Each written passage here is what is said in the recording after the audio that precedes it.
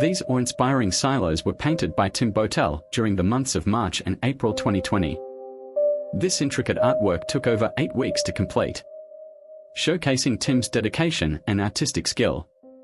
The Central Trail silos portray a steam train racing through a golden wheat field.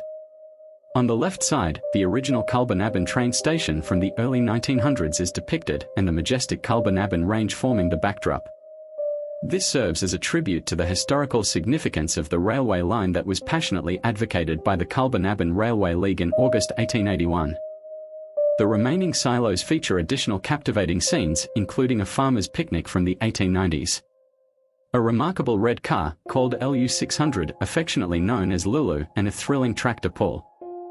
The tractor pull event was established in 1982, showcasing the agricultural traditions and community spirit of the region.